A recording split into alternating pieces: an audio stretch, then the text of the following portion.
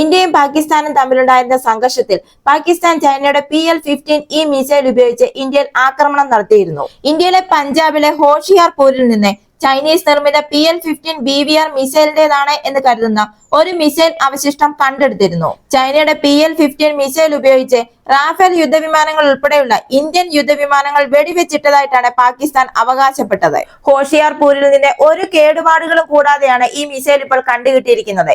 ഈ മിസൈലിനെ പറ്റിയുള്ള ചൈനയുടെ വീരവാദങ്ങൾ ഓരോന്നോരോന്നായി ഇപ്പോൾ പൊളിയുകയാണ്. അതായത് ഇതിങ്ങനെ പൂർണ്ണമായി ഒരു കേടുപാടുകളും കൂടാതെ കണ്ടുകിട്ടിയിരിക്കുന്നത് കൊണ്ട് തന്നെ ഇതിന്റെ സ്വയം നശിപ്പിക്കുന്ന സംവിധാനം പ്രവർത്തിച്ചിട്ടില്ല എന്നാണ് ഇത് സൂചിപ്പിക്കുന്നത്. ഇത് ശരിക്കും പറഞ്ഞാൽ ഇപ്പോൾ ഇന്ത്യക്ക് ഒരു സാങ്കേതിക നേട്ടമാണ്. ഈ മിസൈലിനെ സ്വയം നശിപ്പിക്കുന്ന സാങ്കേതിക വിദ്യ പ്രവർത്തിക്കാത്തതിനാൽ ഇതിന് സാങ്കേതികമായി ധാരാളം പ്രശ്നങ്ങളുണ്ട്. അതുപോലെ തന്നെ ഇതിന് മറ്റ് പ്രശ്നങ്ങൾ ഉണ്ടാകാനുള്ള സാധ്യതയുമുണ്ട്. ഇതൊരു പക്വമായ ആയുധവുമല്ല. പൊട്ടാത്ത മിസൈലിന്റെ ഈ വീണ്ടെടുക്കൽ ഇന്ത്യക്ക് ഒരു സ്വർണ്ണ ഖനിയായി മാറാനുള്ള സാധ്യതയുമുണ്ട്. ഇന്ത്യയുടെ എഞ്ചിനീയർമാരും ശാസ്ത്രജ്ഞന്മാരും ഇപ്പോൾ ഈ മിസൈൽ അൺപാക്ക് ചെയ്തിരിക്കുകയാണ്. ഈ മിസൈലിന്റെ ഏറ്റവും വലിയൊരു സവിശേഷത എന്ന് ചൈന പറഞ്ഞത് ഇതിൽ AESA സീക്കർ ഉണ്ട് എന്നാണ്. അതുകൊണ്ട് തന്നെ ചൈനയുടെ ഈ മിസൈൽ ലഭിക്കുന്നതിലൂടെ ഈ ചൈനീസ് മിസൈലിന്റെ റിവേഴ്സ് എഞ്ചിനീയർ ചെയ്യുന്നതിനോ അല്ലെങ്കിൽ കൂടുതൽ നൂതനമായ beyond visual range air to air missile വികസിപ്പിക്കുന്നതിനോ ഇന്ത്യക്ക് ഈ സാങ്കേതിക വിദ്യ ഉപയോഗിക്കാം എന്നും ഇന്ത്യൻ ശാസ്ത്രജ്ഞന്മാർ കരുതിയിരുന്നു. എന്നാൽ അതിനപ്പുറം ഇത് ഇന്ത്യൻ സൈന്യത്തിന് വലിയൊരു ഉത്തേജനവുമാണ്. കാരണം പാകിസ്ഥാൻ ഉപയോഗിക്കുന്നതിന് പുറമെ J-10C, 5ാം തലമുറ J-20 മൈറ്റി ഡ്രാഗൺ എന്നിവ ഉൾപ്പെടെ ചൈനയുടെ യുദ്ധവിമാനങ്ങളിലും ചൈന ഈ മിസൈൽ സജ്ജീകരിച്ചിട്ടുണ്ട്. ചൈനയുടെ ഈ ദീർഘദൂര ആയുധങ്ങളിലൊന്ന് കൈവശം കിട്ടുക എന്നത് ഇന്ത്യക്കൊരു വലിയ നേട്ടം തന്നെയായിരുന്നു. എന്നാൽ ഇതിനെയെല്ലാം പുറത്താക്കിക്കൊണ്ട് ചൈനയുടെ ഈ PL-15E മിസൈൽ എന്താണെന്ന് ഇപ്പോൾ DRDOയിലെ ശാസ്ത്രജ്ഞന്മാർ വെളിപ്പെടുത്തിയിരിക്കുകയാണ്. ഇതും വെറും ഒരു പാട്ടയാണെന്ന് ശാസ്ത്രജ്ഞന്മാർ ഇപ്പോൾ പറഞ്ഞിരിക്കുകയാണ്. ചൈനീസ് നിർമ്മിത PL-15E മിസൈൽ ഇന്ത്യയുടെ DRDO ഇപ്പോൾ പരിശോധിച്ചുകൊണ്ടിരിക്കുകയാണ്. ഇതിൽ നിന്നും ഇവരിപ്പോൾ വെളിപ്പെടുത്തിയിരിക്കുന്നത് ഇതിന്റെ സാങ്കേതിക മികവിനെ കുറിച്ചുള്ള അവകാശവാദങ്ങളാണ് DRDO ഇപ്പോൾ തള്ളിക്കളഞ്ഞിരിക്കുന്നത്. ദൃശ്യപരിധിക്കപ്പുറം എയർ ടു എയർ മിസൈൽ എന്ന് ചൈന പലപ്പോഴും വിശേഷിപ്പിക്കുന്ന ഈ PL-15E ചൈനയുടെ വീരവാദം പോലെ ഇതത്ര പുരോഗമിച്ച മിസൈൽ അല്ല എന്നും ഇന്ത്യ തദ്ദേശീയമായി നിർമ്മിച്ച ആസ്ത്ര മിസൈലിനേക്കാൾ വളരെയധികം പിന്നിലാണ് ഇത് എന്നുമാണ് DRDOയിലെ ഉദ്യോഗസ്ഥർ ഇപ്പോൾ പറഞ്ഞിരിക്കുന്നത്. ഈ PL-15E മിസൈലിനെ പറ്റി നമ്മുടെ ശാസ്ത്രജ്ഞന്മാർ ഇപ്പോൾ പഠിച്ചുകൊണ്ടിരിക്കുകയാണ്. എന്നാൽ ഇതിൽ പകർത്താനായിട്ട് ഒന്നുമില്ല. ലോകം വിശ്വസിക്കണമെന്ന് ചൈന ആഗ്രഹിക്കുന്ന ഒരു കുതിച്ചുചാട്ടവും ഈ മിസൈലിന്റെ പിന്നിലില്ല. ഇതിന്റെ സാങ്കേതിക വിദ്യകളെല്ലാം വളരെയധികം പഴയതാണ്. ഈ ചൈന വലിയ വീരവാദം ഒഴുക്കുന്ന ചൈനയുടെ PL-15 മിസൈലിനെ അപേക്ഷിച്ച് ഇന്ത്യയുടെ സ്വന്തം ആസ്ട്ര മാർക്ക് 2 BVR-RAയും അതായത് beyond visual range radar active മിസൈലും വരാനിരിക്കുന്ന ആസ്ട്ര മാർക്ക് 3യും പ്രകടനത്തിലും റേഞ്ചിലും സാങ്കേതിക സങ്കീർണതയിലും വളരെയധികം മികച്ചതാണ് എന്നാണ് ശാസ്ത്രജ്ഞന്മാർ ഇപ്പോൾ പറഞ്ഞിരിക്കുന്നത്. ആസ്ട്ര മിസൈൽ പദ്ധതിയുടെ ദ്രുതഗതിയിലുള്ള പുരോഗതിയിൽ നിന്നാണ് DRDOയുടെ ഈ ആത്മവിശ്വാസം ഉടലെടുത്തിരിക്കുന്നത്. ആസ്ട്ര മാർക്ക് 2 ഇപ്പോൾ ഇന്ത്യൻ വ്യോമസേനയിൽ ഉൾപ്പെടുത്താൻ ആരംഭിച്ചിട്ടുണ്ട്. 2026ഓടെ ഇതിന്റെ പൂർണ്ണ പ്രവർത്തന ശേഷി പ്രതീക്ഷിക്കുന്നുണ്ട്. മെച്ചപ്പെട്ട ദൂരത്തിനും കൃത്യതയ്ക്കും വേണ്ടി രൂപകൽപ്പന ചെയ്ത ഈ മിസൈൽ സുഖോയ് Su-30 MKI തേജസ് LCA പോലുള്ള പ്ലാറ്റ്ഫോമുകളിലാണ് സജ്ജമാക്കിയിരിക്കുന്നത്. വ്യോമസേനയുടെ വ്യോമ പോരാട്ട ശേഷി വർദ്ധിപ്പിക്കാൻ ഇത് വളരെയധികം നിർണായകവുമാണ്. ഈ ആസ്ട്രയുടെ മാർക്ക് 2വിൽ വിപുലമായ റഡാർ ഹോമിങ്ങും മെച്ചപ്പെട്ട പ്രൊപ്പൽഷനുമാണ് ഉള്ളത്. ഇത് ഉയർന്ന കൃത്യതയോടെ വിപുലീകൃത ശ്രേണികളിലെ ലക്ഷ്യങ്ങളെ നേരിടാൻ പ്രാപ്തമാക്കുന്നു. അതേപോലെ തന്നെ കൂടുതൽ നൂതനമായ ഒരു വകഭേദമാണ് ആസ്ട്ര മാർക്ക് 3.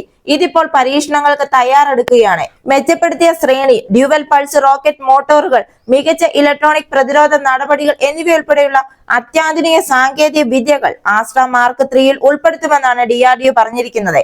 ഇത് ഒരു ആഗോള BVR മിസൈൽ സംവിധാനങ്ങൾക്ക് ശക്തമായ ഒരു എതിരാളിയായി മാറും. ചൈനയുടെ PL-15 മിസൈലിന്റെ കയറ്റുമതി വകഭേദമായ PL-15Eയുടെ വീണ്ടെടുക്കൽ പ്രതിരോധ വൃത്തങ്ങൾ ഇപ്പോൾ താല്പര്യം ജനിപ്പിച്ചിട്ടുണ്ട്. ചൈനയുടെ ഈ മിസൈൽ ഇന്ത്യയുടെ തദ്ദേശീയ സംവിധാനങ്ങളുമായി താരതമ്യപ്പെടുത്തുമ്പോൾ കാലാഹരണപ്പെട്ടതോ സങ്കീർണമല്ലാത്തതോ ഒരു സാങ്കേതിക വിദ്യയാണ് ഈ മിസൈൽ പിന്തുടരുന്നത്.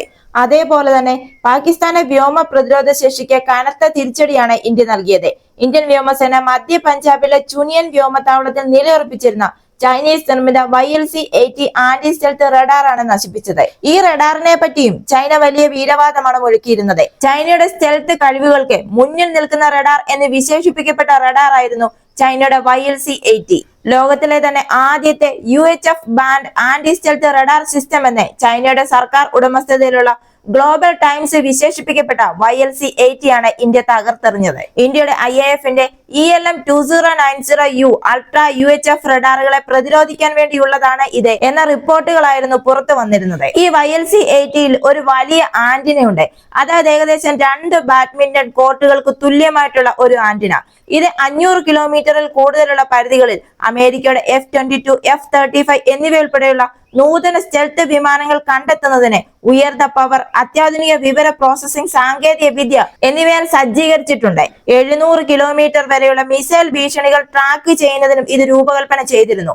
ഇത് ഹൈ ഡെഫിനിഷൻ ടാർഗറ്റിംഗും സ്വതന്ത്ര ഗൈഡൻസ് കഴിവുകളുമാണ് ഇത് വാഗ്ദാനം ചെയ്തത്.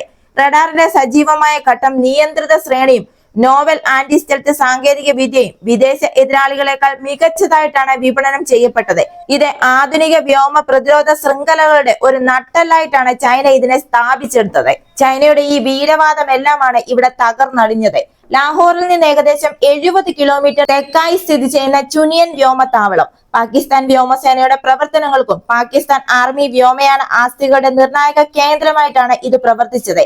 ഇന്ത്യയുടെ നോൺ സ്റ്റെൽത്ത് റാഫേൽ ജെറ്റുകളെയും ബ്രഹ്മോസ്, സ്കാൽപ് ക്രൂയിസ് മിസൈലുകൾ പോലുള്ള സ്റ്റാൻഡ് ഓഫ് യുദ്ധോപകരണങ്ങളെയും പ്രതിരോധിക്കുന്നതിന് വേണ്ടിയിട്ടാണ്. അതായത് ഒരു സമഗ്ര ലേയേർഡ് ഇന്റഗ്രേറ്റഡ് എയർ ഡിഫൻസ് സംവിധാനം ശക്തിപ്പെടുത്താനുള്ള പാകിസ്ഥാന്റെ ശ്രമത്തിന്റെ ഭാഗമായിരുന്നു ഈ ഫോർവേഡ് ബേസിൽ YLC-80 വിന്യസിച്ചത്. ഈ റഡാറിനെ തകർത്തെറിഞ്ഞത് ഇന്ത്യയുടെ ബ്രഹ്മോസ് മിസൈലായിരുന്നു. ഇന്ത്യയുടെ എയർ മാർഷൽ AK ഭാരതിയുടെ നേതൃത്വത്തിൽ നടന്ന ഒരു പത്രസമ്മേളനത്തിൽ ഇന്ത്യൻ പ്രതിരോധ ഉദ്യോഗസ്ഥർ YLC-80 ഉൾപ്പെടെയുള്ള പാകിസ്ഥാൻ സൈനിക ലക്ഷ്യങ്ങളിൽ കൃത്യതയോടെ ആക്രമണം നടത്താൻ IAF-ന്റെ നൂതന എയർ ലോഞ്ച്ഡ് ക്രൂയിസ് മിസൈലുകൾ ഉപയോഗിച്ചതായി വെളിപ്പെടുത്തി. ഇങ്ങനെ ഈ റഡാറിനെ ആക്രമിച്ചത് മൂലം പാകിസ്ഥാന്റെ വ്യോമ പ്രതിരോധത്തിന് നിർണായകമായ റഡാർ കവറേജിനെയും ആശയവിനിമയ അടിസ്ഥാന സൗകര്യങ്ങളെ തടസ്സപ്പെടുത്തി ഇന്ത്യ. ഇത് ഇന്ത്യൻ വിമാനങ്ങൾക്ക് കുറഞ്ഞ അപകട സാധ്യതയോടെ കൂടുതൽ ആഴത്തിലേക്ക് തുളച്ചു കയറാൻ സഹായകമായി. ആന്റി സ്റ്റെൽത്ത്, ആന്റി ജാമിംഗ് കഴിവുകൾ എന്നിവ അവകാശപ്പെട്ട റഡാർ ആയിരുന്നു ചൈനയുടെ YLC-80. ഈ റഡാറിനെയാണ് ഇന്ത്യയുടെ ബ്രഹ്മോസ് മിസൈൽ തകർത്തെറിഞ്ഞത്. ഇപ്പോൾ ഈ YLC-80യുടെ നാശം പാകിസ്ഥാനും ചൈനയ്ക്കും ഒരു തന്ത്രപരമായ തിരിച്ചടിയാണ് നൽകിയിരിക്കുന്നത്. ഇതിപ്പോൾ പാകിസ്ഥാനെ സംബന്ധിച്ചിടത്തോളം ഈ നഷ്ടം ഇന്ത്യൻ വിമാനങ്ങളെയും യുദ്ധോപകരണങ്ങളെയും പ്രത്യേകിച്ച് കിഴക്കൻ മേഖലയിൽ കണ്ടെത്താനും അവയെ നേരിടാനുമുള്ള ഇവരുടെ കഴിവിനെ ഇപ്പോൾ ദുർബലപ്പെടുത്തിയിരിക്കുകയാണ്. നേരെ മറിച്ച് ഇത് ചൈനയെ സംബന്ധിച്ചിടത്തോളം ചൈനയുടെ പ്രതിരോധ കയറ്റുമതിയുടെ വിശ്വാസ്യതയെ ഇത് തകർത്തിരിക്കുകയാണ്. അതായത് ചൈന പാശ്ചാത്യ രാജ്യങ്ങൾക്ക് ഇന്ത്യൻ റഡാർ സംവിധാനങ്ങൾക്ക് എതിരാളിയായിട്ടാണ് YLC-80 വിപണനം ചെയ്യപ്പെട്ടത്. ഇലക്ട്രോണിക് യുദ്ധശേഷികളും തത്സമയ ഇന്റലിജൻസും സംയോജിപ്പിച്ച് IAF-ന്റെ ELM 2090U ചൈനയുടെ ഈ റഡാറിനെ മറികടക്കുകയായിരുന്നു. ചൈനയുടെ ഈ റഡാറിന്റെ ആന്റി ജാമിങ്ങും ടാർഗറ്റ് ട്രാക്കിംഗ് സവിശേഷതകളുടെ പരിമിതികളുമാണ് ഇവിടെ തുറന്നു കാട്ടിയിരിക്കുന്നത്. എന്തായാലും ചൈനയുടെ ഉപകരണങ്ങളെല്ലാം തന്നെ ചൈനീസ് കളിപ്പാട്ടങ്ങൾ പോലെയാണ് എന്ന് ചൈന ഒരിക്കൽ കൂടി തെളിയിച്ചിരിക്കുന്നു. ഇന്ത്യയും പാകിസ്ഥാനും തമ്മിലുള്ള സംഘർഷത്തിൽ ചൈനയുടെ ഈ വീരവാദങ്ങൾ ഓരോന്നായി ഇപ്പോൾ പൊളിഞ്ഞു വീഴുകയാണ്. ലോകത്തിലെ തന്നെ ആദ്യത്തെ UHF band anti stealth radar system എന്നാണ് ചൈനയുടെ സർക്കാർ ഉടമസ്ഥതയിലുള്ള ഗ്ലോബൽ ടൈംസ് പോലും ഈ YLC-80 വിശേഷിപ്പിച്ചത്. ഈ വിശേഷണങ്ങളെല്ലാം ഇതോടുകൂടി ഇപ്പോൾ തകർന്നിരിക്കുകയാണ്. എന്നാൽ ചൈന ഇതിനെപ്പറ്റി പറയുന്നത് ഇത് റഡാറിന്റെ പോരായ്മയല്ല, മറിച്ച് പാകിസ്ഥാന് ഇത് കൈകാര്യം ചെയ്യാൻ അറിയില്ല, അവർക്ക് ഇതിനുള്ള പരിശീലനം കിട്ടിയിട്ടില്ല എന്നും പരിശീലനത്തിന്റെ പോരായ്മയും മോശം സംയോജനവുമാണ് ഇതിന് കാരണമായത് എന്നാണ് ചൈനക്കാർ വാദിക്കുന്നത്. ഇതുപോലെയുള്ള പ്രതിരോധ വാർത്തകൾക്ക് വേണ്ടി മറക്കാതെ തന്നെ ഈ ചാനൽ ഒന്ന് സബ്സ്ക്രൈബ് ചെയ്യുക. ഈ വീഡിയോ ഇഷ്ടമായെങ്കിൽ ഒരു ലൈക്ക് തരിക. മറ്റൊരു വീഡിയോയുമായി വീണ്ടും കാണാം.